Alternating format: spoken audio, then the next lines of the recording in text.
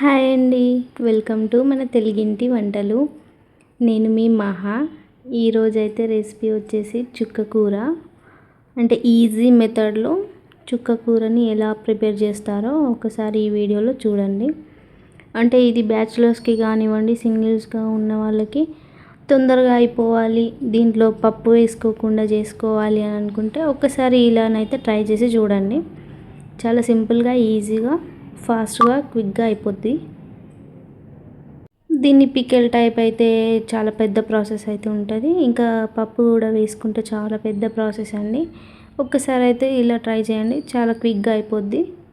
ఏదైనా జాబ్కి వెళ్తే తొందరగా అయిపోద్ది కాబట్టి ఇంకా ప్రాసెస్కి వెళ్తే వెళ్దాం. నేనైతే ఇక్కడ కర్రీ కాబట్టి నేనైతే 7 or 8 కట్టలు అయితే తీసుకున్నా. ఈ కట్టలను అయితే ఓపెన్ చేసేసి లోపలైతే గడ్డి అదంతా ఉంటుంది కాబట్టి చాలా నీట్గా వాష్ చేసుకొని ఒక 2-3 టైమ్స్ అయితే నీట్గా వాష్ చేసుకున్న తర్వాత ఇలా మంచిగా సన్నగా తురిమి పెట్టుకోవాలి. మనకు తురుముకుంటేనే బాగుంటుంది. ఇంకా ప్రాసెస్కి వెళ్తేనైతే ఒక బ్యాండ్ పెట్టుకోవాలి. దీంట్లో కొద్దిగా ఆయిల్ పోసుకోవాలి.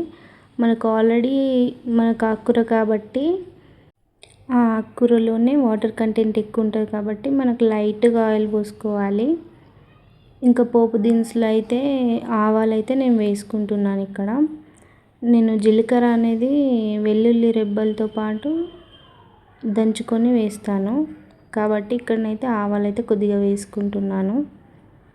ఇంకా వెల్లుల్లి రెబ్బలతో పాటు అయితే జీలకర్ర దంచి వేసుకున్నా. ఇలానైతే టేస్ట్ బాగుంటుంది కాబట్టి ఇంకా ఇవైతే బాగా వేగాక ఇందులోనే సన్నగా తరిమి పెట్టుకున్న పచ్చిమిర్చి అండ్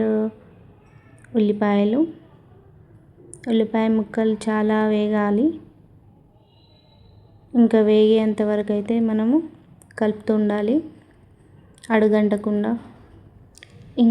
అడుగంటకుండానైతే కలుపుతూ ఉండాలి. ఇంకా ఈ ఉల్లిపాయ ముక్కలు అయితే మగ్గాలి, ఇలా బ్రౌనిష్ కలర్ రావాలి.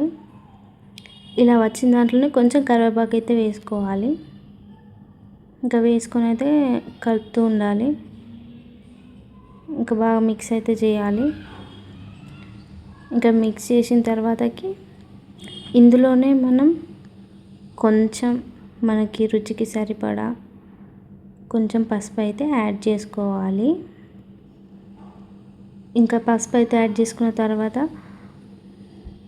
మంచిగా మిక్స్ చేయాలి. ఇంకా పసుపు వేసిన తర్వాతనైతే అడుగంటుతుంది కాబట్టి ఇంకా లో ఫ్లేమ్లోనైతే పెట్టుకొని ఇలా అడుగంటకుండా మనం దీన్ని అయితే మిక్స్ చేస్తూ ఉండాలి.